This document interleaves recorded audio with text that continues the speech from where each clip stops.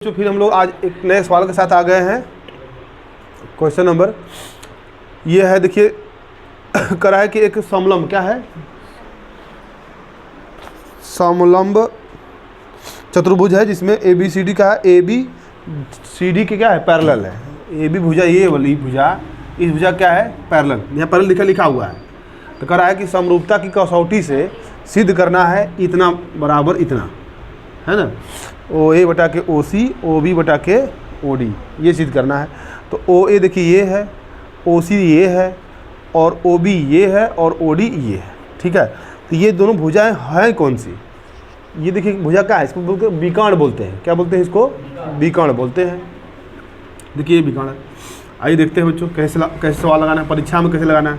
ये दिया हुआ है ए बी पैरेलल है सी डी के, ए बी पैरेलल है किसके, सी डी के, ये कन्फर्म हो गया। देखिए कोण ए कोण सी के क्या है बराबर है, कैसे, एकांतर कोण से, ऐसे ऐसे ऐसे ऐसे, ये ऐसे जब बनता है तो ये भुजा इस भुजा के पैरेलल होती है, तो ये वाला कोण इस कोण के क्या होता है बराबर होता है, उसको बोलते हैं एकांतर कोण बोलते हैं हम लोग हैं। तो कोण ए बराबर कोण सी, तो कोण ए के स्थान पर आप ऐसे लिखिएगा। तो कोण देखिए कोण ए पूरा हो जाएगा जब भी होगा, कोण ए क्या हो जाएगा पूरा, तो आप उसको ऐसे लिखिएगा, कोण ए ऐसे मत लिख के लिखिएगा बी ए ओ लिखिएगा, कोण बी ओ ए नहीं बी ए ओ, इसको आप बदल दीजिएगा आप लोग। फिर इसको क्या लिखेंगे बच्चों, बी सी ओ लिखेंगे, क्या लिखेंगे इसको, नहीं ओ सी डी लिखेंगे, कोण ओ सी डी लिखेंगे, तब होगा ना कोण, ये वाला कोण और ये वाला कोण बराबर हो गया। दूसरा करने क्या करा, ए ओ बी ये वाला कोण, ए ओ बी ये वाला कोण और ये वाला कोण, ये कैसा, इसका नाम क्या है शीर्षाभिमुख कोण है, क्या है शीर्षाभिमुख कोण है। तो ये भी दोनों बराबर हो जाएंगे। देखिए इस त्रिभुज में काम कर रहे हैं, यहाँ लिखना हो तो लिख दीजिएगा आप लोग, त्रिभुज ए ओ बी तथा त्रिभुज सी ओ डी में, त्रिभुज सी ओ डी में, ये हो गया। तो ये हो गया शीर्षाभिमुख कोण हो गया बच्चों। ये भी दोनों आपस में क्या, इस त्रिभुज का ये दोनों कोण बराबर, इस दोनों त्रिभुज का ये वाला कोण क्या हो गया बराबर। देखिए दो कोण बराबर हो गया आपस में। तीसरा कोण ये वाली कोण, देखिए ये भी क्या है एकांतर कोण है, कौन सा है, ए बी ओ बराबर है सी डी ओ, ये भी क्या है एकांतर कोण से।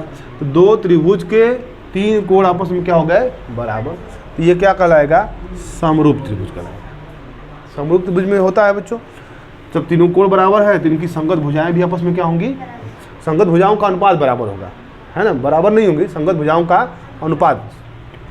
सर्वांगसम त्रिभुज है तो बराबर होता है वहाँ पे, है ना, और यहाँ पे समरूप है तो संगत भुजाओं का अनुपात, ई भुजा बटा के ये भुजा, ओ ए बटा के ओ सी, ए ओ बटा के ओ सी लिख सकते हैं, कोई दिक्कत नहीं है।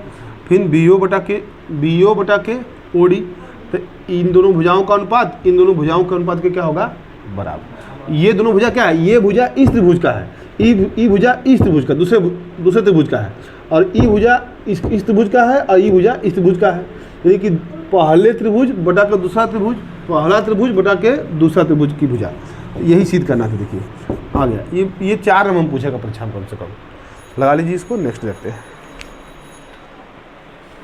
देखिए बच्चों अगला क्वेश्चन आ गया। देखिए ये भी परीक्षा की दृष्टि से बहुत ही इंपॉर्टेंट है। देखिए ये दिया हुआ है, एक आकृति दिया हुआ है, ये मेज पोस्ट है, क्या है यह मेज पोस्ट है। यहाँ किनारे क्या बना हुआ है, डिजाइन बना है। तो इसी डिजाइन का क्या निकालना है, क्षेत्रफल निकाल करके इस डिजाइन को बनाने में कितना रुपया खर्चा होगा वो पूछा है। मगर यहाँ दिया है कि 0.35 प्रति वर्ग सेंटीमीटर है, कितना है 0.35 प्रति वर्ग सेंटीमीटर की दर से रुपया कितना खर्चा होगा वो पूछना है। तो पहले देखते हैं बच्चों ये आकृति है क्या, हाई वाली आकृति कितनी है, इसको ऐसे खींच सकते हैं, ऐसे मिला लीजिएगा अच्छे से, हो गया।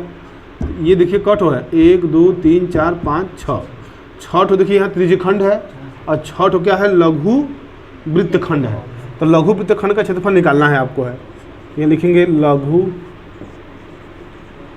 वृत्तखंड का क्षेत्रफल होता है थीटा बटा के 360 पाई आर स्क्वायर माइनस 1 बटा के 2 आर स्क्वायर साइन थीटा।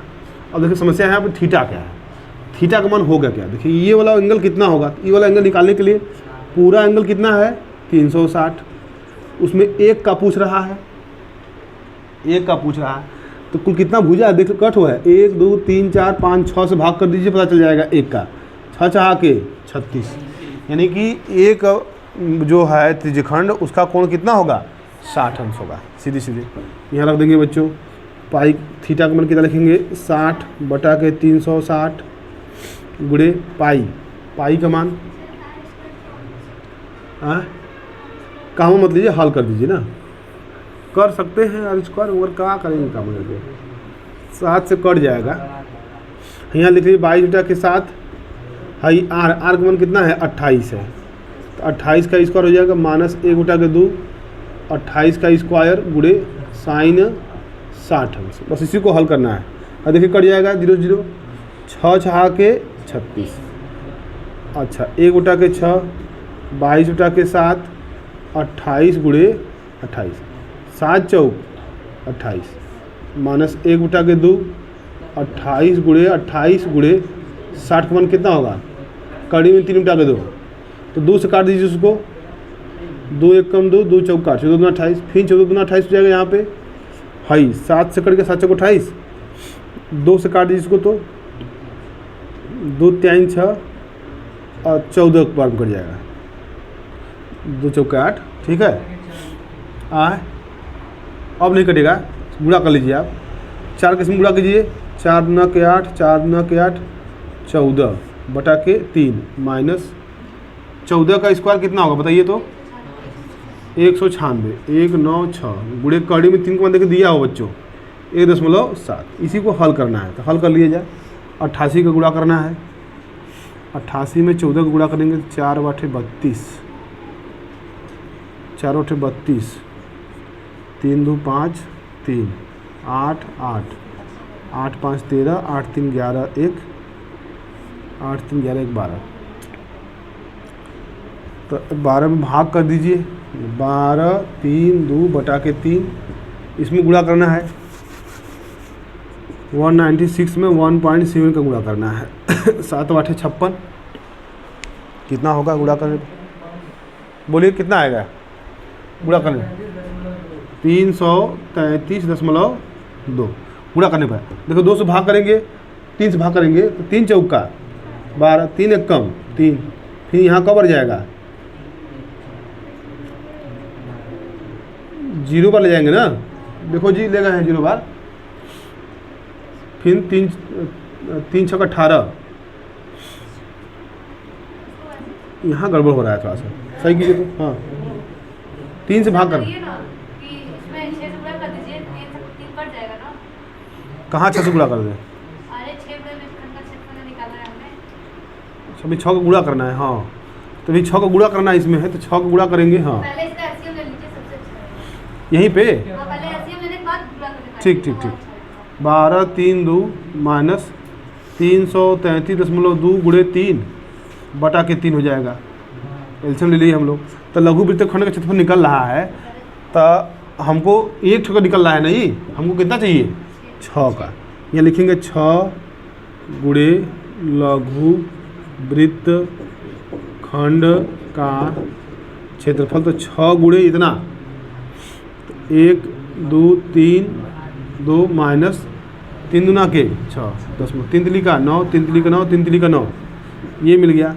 अब बटा के 3 है तो 3 दूना के 2, अब इसमें से घटाना है इसको, 12 3 2 माइनस 9 9 9.6, 10 में से 4 जाके 6 जाके कितना बचेगा 4, यहाँ 11 बचेगा, 11 9 2 2 बचेगा, फिर यहाँ पे कितना बचेगा 2, फिर 12 12 में से 9 जाएगा 9 3 12, फिर यहाँ पे 11 9 2 11, तो मिलेगा 2 3 2.4, 2 चौका 8, 2 दूना के 4, 2 3 6, 2 दूना के 4, इतना ही क्या आया है पता है,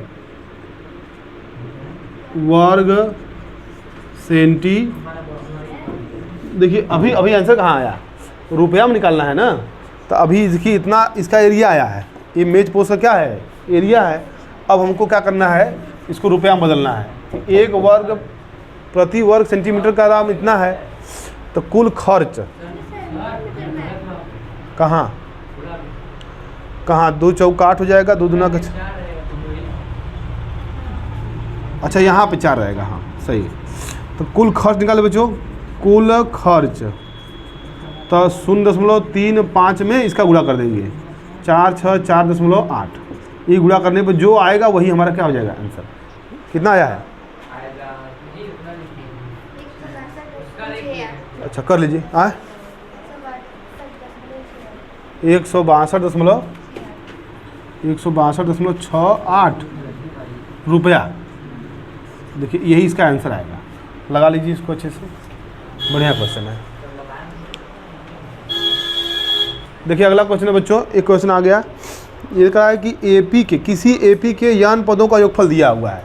तो एसएन का मान दिया है, एसएन का मान दिया है 4n माइनस n स्क्वायर। ध्यान दीजिए, तो कह रहा है इसका प्रथम पद क्या होगा, इसका प्रथम पद, तो उसको लिखा है क्वेश्चन में यस1 लिखा है।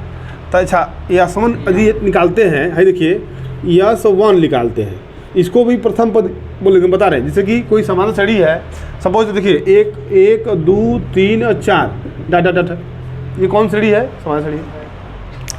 तो इसका प्रथम पद क्या होगा और इसका पहले पद का योग कितना होगा बताइए। इसका इस श्रेणी है, इसका प्रथम पद क्या होगा और इसका पहले पद का योग क्या होगा? प्रथम पद 1 होगा, पहले पद का योग। इसका योग कंफ्यूज हो रहा है आप लोगों को, क्या होगा बताइए? पहले पद का योग, इसमें पहले पद का योग पूछ रहा है, हम पूछ रहे हैं पहले पद का योग। हाँ कंफ्यूज हो रहा है, कंफ्यूजन देखिए दूर हो जाएगा। आप 2 पद का योग निकालिए तो पता चल जाएगा। 2 पद मतलब 1 और 2 पद का योग कितना होगा? 3 होगा। अच्छा 3 पद पूछेंगे तो 1 2 3 यहाँ तक गिनेंगे हम लोग, तो 3 2 5 1 6 हो जाएगा। तब यहाँ हम पूछ रहे हैं पहले पद का योग क्या होगा? 1 होगा। तो पहला पद ही 1 है, स्वयं है। तो 4 कोष्टक में 1 माइनस 1 का होल स्क्वायर, बस इसी को हल कर लीजिए। तो S1 4 1 कम 4 हो जाएगा, माइनस 1 का स्क्वायर 1 हो जाएगा।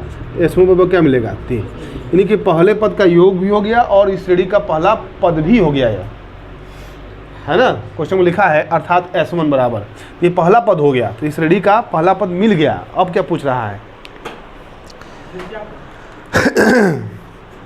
पूछ रहा है कि प्रथम 2 पदों का योग पूछ दिया, तो प्रथम 2 पदों का योग क्या होगा?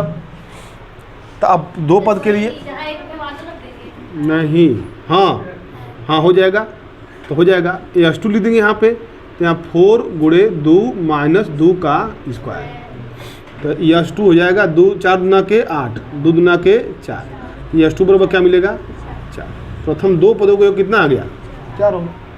n पदों का दिया था, हम उसमें से 1 2 3 चाहे जो भी निकालना हो निकाल सकते हैं। ये हो गया। नेक्स्ट अब क्या कर रहा है? दूसरा पद क्या होगा ये पूछ दिया आप, तो दूसरा पद क्या होगा? अब बताइए दूसरा पद क्या होगा? हाँ दूसरा पद,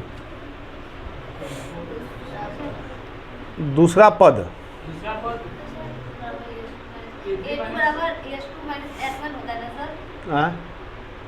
नहीं फॉर्मूला बता रहे हैं। पहले देखिए दूसरा पद पूछ रहा है, इसके आधार पर लगाना है हमको है। तो 2 पदों का योग क्या है? 4 है। तो पहला पद कुछ रहा होगा, पहला पद मान के चलिए कि मान लीजिए x है, पहला पद क्या है? x है, और दूसरा पद पता नहीं हमको है। एक काम कीजिए, इसमें से उसको घटा लीजिए, दूसरा पद अपने आप निकल जाएगा। पहला पद हाँ, तब पहला पद दूसरा पद ना पूछ रहा है, क्या पूछ रहा है? A2 बराबर S2 माइनस S1, A2 बराबर 4 माइनस 3, तो A2 बराबर क्या मिलेगा? तो दूसरा पद भी क्या होगा इसका? दूसरा पद 1 होगा, मिल जा करके ये मिल गया। नेक्स्ट और क्या दिया हुआ है इसमें? या इसी प्रकार तीसरे 10वें और 90वें पद ज्ञात कीजिए। तो तीसरा पद ज्ञात करना है आप, इसी प्रकार तीसरा पद। आप आइए एक बार यहाँ आइए हमारे पास।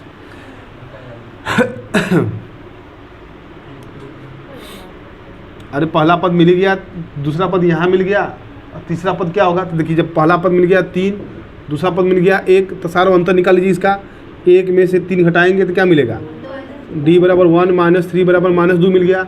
अब इसको जोड़ते जाइए, हमको तीसरा पद चाह रहा है, तो इसमें लाकर के ऋण 1 ऋण 2 जोड़ देंगे हम, तीसरा पद मिल जाएगा। तो तीसरा पद के लिए क्या लिखेंगे, तो ऋण 2 जोड़ेंगे 1 में तो क्या मिलेगा, ऋण 1 मिलेगा। तो देखिए पूछ रहा है A10 पूछ रहा है, A10 बराबर होता है A + 9D होता है, क्या होता है A + 9D। तो A का मान क्या है 3 है, प्लस 9 गुणे D का मान कितना है -2 है। तो 3 9 दूना के 18, 18 में से 3 घट जाएगा कितना बचेगा 15। A10 मिल गया हमको, 15 मिल गया हमको, ठीक। nवां पद पूछ रहा है अब an बराबर होता है A + n - 1 इंटू डी। ए प्रथम पद मिल गया हमको है कितना है 3 है, n - 1 डी मिल गया कितना है -2 है। तो 3 + 2 को गुणा करेंगे इसमें, तो यहाँ का हो जाएगा -2n माइनस प्लस 3 2 5 - 2n। देखिए आंसर देखिए बच्चों, तो आ गया, सब लगा दिए हम लोग शॉर्टकट। मिलाइए तो आंसर इसका। देखिए ये देखिए फिगर बनाया हुआ बच्चों, एक सर्पिल आकार का है। पहले की त्रिज्या दिया है कितना 0.5 सेंटीमीटर, ठीक। दूसरे की त्रिज्या कितना दिया है 1 सेंटीमीटर। तीसरे की त्रिज्या कितना दिया है 1.5 सेंटीमीटर। चौथे कितना दिया है 2 सेंटीमीटर। तो ये हमेशा क्या हो रही है, वृद्धि हो रही है। तो इसी प्रकार 13 तक जाना है। कहाँ तक जाना है इसको, 13 ठो सर्पिल बनाना है इस प्रकार, ठीक है। तो 13 पद, तो 13 का क्या करना है हमको, योग निकालना है। तो कुल सर्पिलों का क्या योग निकालना है। तो पहले देखिए ये है क्या, ये वाला क्या है अर्धवृत्त है, क्या है अर्धवृत्त। तो अर्धवृत्त की परिधि क्या होती है, पाई आर सिर्फ होती है। देखिए तो यहाँ लिखेंगे पाई r1 लिखेंगे, पाई r1 प्लस पाई r2। कुल लिखेंगे सर्पिल की लंबाई, सर्पिल की लंबाई बराबर पाई r1 पाई r2 पाई r3 plus pi r4 plus data कहाँ तक 13 पद तक। कहाँ तक चलेंगे हम लोग, 13 पद तक चलेंगे हम लोग। तो देखिए बच्चों पाई पाई कॉमन लेंगे, सब में से कॉमन हो जाएगा। r1 plus r2 plus r3 plus data कहाँ तक 13 पद तक, ये हो गया।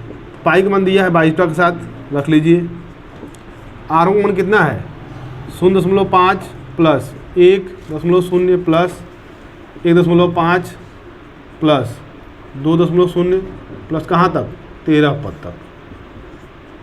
ये है क्या, समांतर श्रेणी है। तो समांतर श्रेणी का प्रथम पद क्या है 0.5 है, और सार्वंतर कितना है, घटा लीजिए, इसमें से घटाएंगे तो 0.5 बचेगा।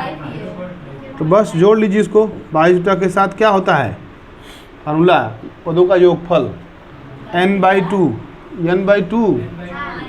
n/2 मतलब 13/2 बच्चों, 13वां पद है ना, 13 पद 13/2 कोष्टक में n/2 कोष्टक में 2a 0.5 plus 2a plus n-1 into D का मान 0.5। बस हो गया, इसी को हल कर लेंगे 22 के साथ 13/2 5 दूना के 10 1.0 13 में से घटे कितना बचेगा 12 0.5। इसी को हल करेंगे बच्चों 22 के साथ 13/2 तो यहाँ 12 × 5 = 60 6.0 हो जाएगा। अब इसी को हल करना है, यहाँ हो जाएगा 22 के साथ 13/2 है 6 1 7। इसी को हल करना था, कोष्टक हटा दीजिए इसका, है 7 से 7 क्या हो जाएगा कट जाएगा, 2 सही कट जाएगा 11 × 13 तो गुणा कर दीजिए 11 × 3 = 33, 11 कम 11 11 3 3 1 4 14 हो जाएगा ना, 1 4 3 सेंटीमीटर। देखिए ये सवाल लग गया, लगा लीजिए, बढ़िया सवाल है, आया है आंसर। देखिए ये देखिए बच्चे देखिए सर्पिलाकार या आकृति दिया हुआ है, इसको हल करने को आ जाएगा परीक्षा में आएगा तो फिगर बनाया रहेगा ना। ये करा है कि ये जो सर्पिल बन रही है इसी की पूरी लंबाई ज्ञात करनी है। ये सर्पिल कहाँ तक जाएगी 13 बनाना हम लोगों को इस तरह का है। तो 1 2 3 4 ऐसे बढ़ते जाएगा, तो आगे बनाएंगे तो पूरा भर जाएगा, इसलिए बस सिस्टम बनाया है। तो देखिए कह रहा है कि जो पहला वाला है इसकी त्रिज्या दिया है कितना 0.5 दिया है। अब उसके बाद ये दूसरा वाला देखिए बड़ा हो जाएगा यहाँ पे, इसका कितना दिया है 1.0, यानी कि ठीक इसका क्या है 2 गुना है ना। तो तीसरा वाला भी देखिए उसका 2 गुना हो जाएगा, 2 गुना नहीं जी, उसमें 0.5 जोड़ रहे हैं, आधा उसका जोड़ रहे हैं, आधा उसका हमेशा जोड़ते जा रहे हैं, आधा उसमें जोड़ रहे हैं, गुणा नहीं कर रहे हैं। तो उसमें उसका आधा उसमें क्या कर रहे हैं हम लोग जोड़ते जा रहे हैं, उतना उसके आधा की वृद्धि हो रही है। तो ये त्रिज्या दिया हुआ है। तो कह रहा है कि इस प्रकार यदि बढ़ाते गए हम लोग तो कुल 13 सर्पिल बनाना है हमको, तो 13 सर्पिलों का क्या करना है हमको लंबाई ज्ञात करना है। तो देखिए अच्छा एक पर विचार कीजिए आप, तो एक विचार करें बच्चों, तो एक का सर्पिल का लंबाई चाहिए हमको, तो एक के लिए क्या करेंगे, ये क्या बना है अर्धवृत्ताकार है। तो अर्धवृत्ताकार, तो अर्धवृत्त का परिधि क्या होता है सिर्फ पाइयर होता है, पूरे वृत्त का होता है 2 पाइयर होता है, आधा क्या होगा सिर्फ पाइयर होगा, ठीक है। तो जब पाइयर होगा तो पाइयर आधा का होगा, तो अगला भी क्या है वो आधा ही है, तो उसका भी क्या होगा सिर्फ पाइयर ही होगा, तो पाइयर हो जाएगा, पाइयर पाइयर पाइयर पाइयर।